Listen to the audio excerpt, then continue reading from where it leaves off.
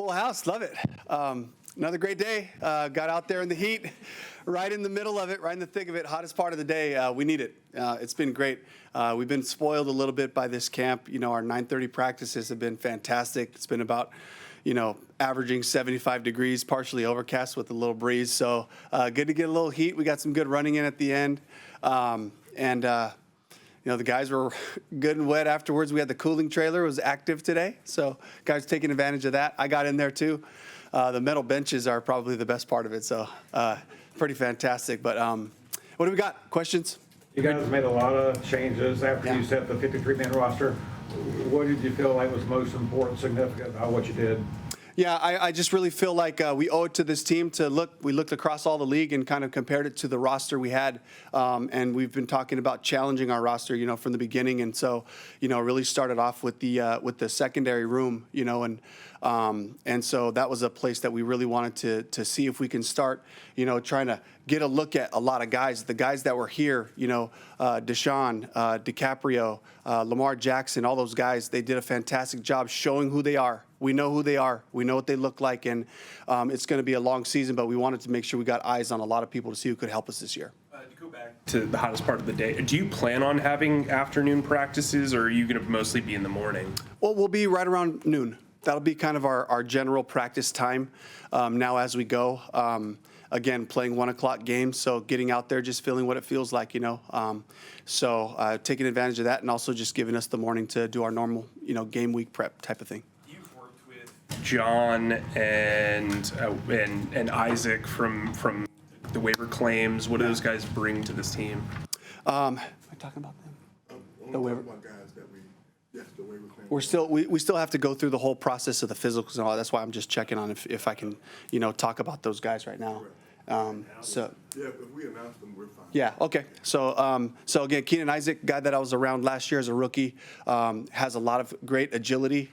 Length, 6'1.5", 32 plus wingspan, and really had just a knack for ball skills too. Kind of looked like he got some receiver in his background. So really excited to get him in here. Bartholomew, just a good, solid, stout player. Got to see him twice, in the joint practice with the Jets. Then got to see him in preseason live in our game. Made some nice plays. Plays physical. Shows up in the run game, and then.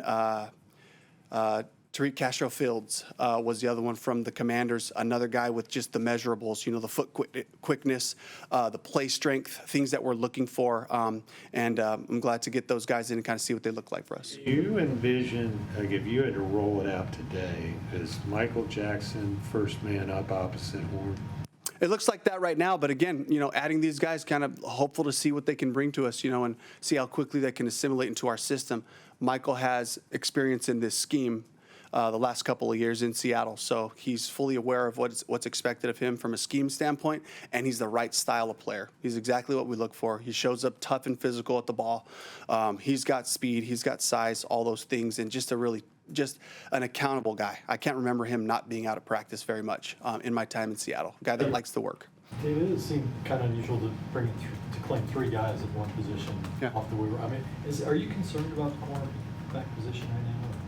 Not now. I mean, we got guys to look at, so it's just, again, gathering as much information. We were hoping for somebody to just step up and take it, and really show us. And the guys showed us what they could do. But, for me, it's my responsibility, Dan and our responsibility to really bring in the traits and the type of guys that we're looking for. So I'm excited to get a look at these guys. As far as showing up and taking it, who's the guy opposite Jadeveon Clowney at edge rusher right now? Yeah, up for grabs still. This is a group of guys that have worked really hard through camp, and just going to continue to see what DJ, Eku, Caleb Vaughn, can bring to us.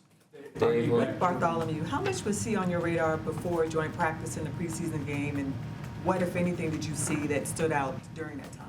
Really not until then. It's the beauty of having the joint practice. We get to kind of see another team practice. You get to look at the entire roster and kind of evaluate it and compare it to our current roster and look at our depth chart, go player to player and kind of see, is there anybody that can bring something? So that's where he really flashed for us. Just looking around at practice and seeing fewer bodies, to what extent does that kind of dial you in now to the regular season mindset? You know, it's a wake-up call, especially for some of the younger players who have really never been through this process. And you can see the urgency and the focus. It gets elevated. It's the nature of, you know, the reality is like our culture here, we enjoy every day. We love going out to practice. Our meetings are fun. The coaches are dialed in. Guys really enjoy it, you know, when we have this big 90-plus man roster, you know, even with the guys that are recovering. And I think that, you know, the reality starts to sink in. I could feel it in the Buffalo week, and it's normal. That's what I've felt for 15 years now. As we get into that week, you can feel the heaviness that comes with it, and I just try to address it, and I try to talk about it like this is normal. This is normal to feel this way. Let's appreciate each other. Let's appreciate, because every single person that's come through this building has helped us become who we are today, and helped us really challenge each other. Iron sharpens iron. That whole mantra, it really takes everybody. You know, it takes all the groups and all the depth that we have to throw a great camp and to throw a great preseason. And so we entered into it with gratitude and really thankfulness, you know, and it was a really cool weekend, you know, to be in Buffalo together one last time in the hotel, to play again with each other. And a game day, it felt like a celebration. And the guys were just really excited to cheer each other on, but also to see the starters get in there and play as well, because that's been kind of an excitement for the whole group. So, you know, and then this week, of course, these couple of days are really heavy. And again, you know, not going into the team meeting and trying to play a distraction drill. It's just go right to the heart of it. And it's like, guys, yeah, these are a bunch of our guys, you know, and we've spent a lot of time together. I appreciate all of you, but heighten the focus in regards to just the respect for the whole process. They want to bring Jordan Matthews back, and as he continues this career and position switch, what does he need to do to kind of elevate even more? What a great achievement for Jordan, you know, to really redefine his career as a tight end, to be reliable, to make plays for us in the preseason games, all camp. He was out there every day, you know, and we've had especially the tight end room got nicked early. And for Jordan to step up, to be the guy who he is, and also from a special team standpoint, and then on top of that, from a leadership standpoint, to fight through little things that he was dealing with, to fight through it, you know, to continue to be available, and to show guys what it looks like to get out early, to do your body prep, be crazy about your nutrition, the studying and all that, the professionalism, really valuable for our whole team. Dave, what is the latest on Ian Thomas, and are you still hopeful that he'll be able to play week 1? I want to stay away from injury talks about, you know, as we get closer to the season. Dave, you've been through 3 games now, first time coach. Watching film, how would you self-evaluate your performance? I would say that I got to be more demonstrative about calling timeouts. I still have a little bit of assistant coach in my mind, to stay behind the white. You know, and even like the last game, we finally got into a good 2-minute situation, and I'm like waving timeout from back here.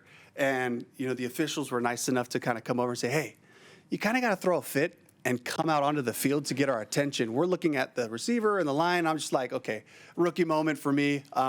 So that's something I got to, you know, continue to get better at. I would say most of my performance in it hinges upon the communication that I'm getting from my coaching staff. And I just saw progress week to week. I got great guys that I've been with for a long time. Brad's in my ear constantly. Nate Carroll in situations. Will Harriger, same thing. We kind of all have the same upbringing, approaching different situations as they come up. So that communication by the third game has been really good. And then, you know, George Lee just giving me the D&Ds and kind of the information. Here's where we would take a timeout, those type of things. So, and then Mike Berkovici's giving me my, you know, D&D tendencies and all that. And it got so clear and so fast in the last week. I feel really good about going into the week in terms of that stuff. That 4th down call Yeah. on the first drive, is that something we can expect more? In those situations, yeah, there's some situations where we feel like this is 100% go for it. George Lee's giving me that information on 2nd down. If we gain X amount, be ready for 2 downs here. That's really valuable for a play caller, because I have to have a mindset of how can I use this 3rd down in regards to knowing I'm going to have one more. And it opens up the entire playbook. Say you're on 3rd and 6, all of a sudden it opens up the playbook to back to 1st and 2nd down calls. I could potentially call a run. I could call a hard play action if we have a favorable 3rd down and take a shot down the field. setting us up knowing if we do have an incomplete or we don't gain yards, I still have another fourth down that really becomes a classic third down call. So having that information is really valuable. That's been really good from George. And we'll take our shots when it applies. Dave, when we talked to you Monday, you said how the wide receiver room was a strength of this team. Yeah. You then cut 2 wide receivers today, one who was seemingly your primary punt returner. Where are you at with the punt return game, and what made your decision to, maybe cut down on a strength as opposed to keeping it a strength, at least from a numbers perspective? I think just the balance of the team, knowing that we have to address some issues on both sides of the ball and special teams. So, this is something that, John Radigan, Lonnie Johnson, guys that I know can fly down the field. I was just knowing that we had to have guys that who are going to be up on game day who can really affect our style of play and really get those hidden yardage that come up in special teams, being able to cover kicks, make tackles, the offensive line, the outside linebacker position, the corner position, all those things. You got to look at the needs, versus like, do we have the luxury of just keeping this one room really big and strong, and I didn't feel like we had that luxury going into these last couple of days. Dave, going back to the play calling, you also had 3 other coaches do it on Saturday as well. Yeah. Were you able to evaluate them after watching the Yeah. film? And why is it important to be able to let them do that? Well, we're a developmentally minded organization, and that's not just about our players pouring into them. They're ours the whole time, and the whole group that we have, making those connections and relationships. It's also our staff, making sure that guys are being prepared for the next step for them. Pete Hansen's one of those guys, linebackers coach, a guy who knows our defense in and out.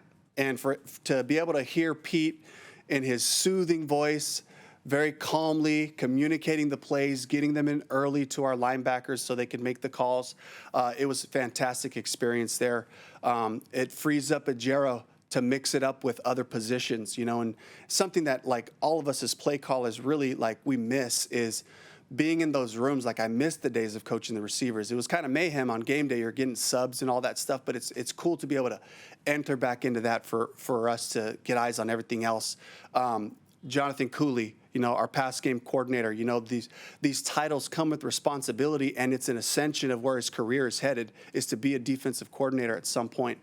To hear him have to go through the challenges of the Bills running out of running backs, and all of a sudden they're going to play a different style of offense at the end of that game, knowing they didn't have any running backs, and making sure you get good calls to, combat what they might be trying to do and how they're attacking you. So great reps for those guys. Brad called the second half of the Jets game. He called the second half of this last game. I think I still have him by a few points, but it seems like his groups went down and scored touchdowns. So we were pretty neck and neck in terms of points. So it was a cool competition, kind of keep an eye on that. But he did a fantastic job.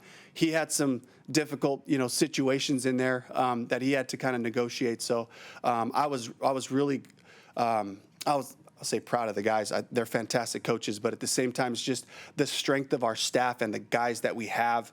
And it also, for those coaches, it makes their minds shift and expand. And Pete tried to take advantage of some of those opportunities, Coach Carroll, over the years. And he would always challenge me to say, hey, you got to see more. You can't just be staring at the receiver's release this whole time. If you want to be a coordinator, see what everybody's doing. Did you notice this pass protection was messed up? So it really does expand your mind when you have to start thinking about the calls beyond just coaching your position. Dave, if you address this, I apologize, but do you have an idea on return specialists? Oh, right. I did not address that. Yeah. So Raheem Blackshear, he's a fantastic returner. He can do both. David Moore can also do both. Mike Boone has been a returner in his past.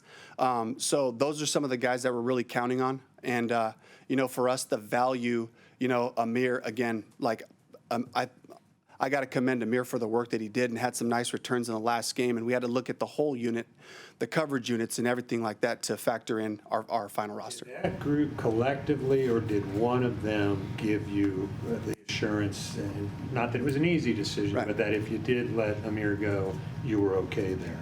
I would say collectively, yeah. Any more? Everybody good? With the practice squad, obviously, this is still kind of a churn up until next week. Right. With the roster, Mike Boone's back, who you mentioned can return.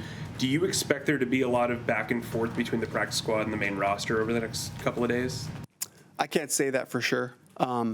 But I know just in general, we want to look at as many guys as possible. So the guys who are on our practice squad right now, most of the guys are guys who we know. We're going to bring in some new faces, but I would imagine that we would continue to just drill in and look across the league and pay attention to who's doing what, and being really aware and active of the waivers, and just being able to continue to challenge our roster as we go through this whole thing. Will it be used as a returner too, or he be more of a blocker on that? Yeah, not right now. Not as a returner. Thank you, Coach. Good? Oh, did you guys name captains yet? Not yet. We're going to vote on that. We have a bunch of things that we're going to get to in the next couple of days. Yeah.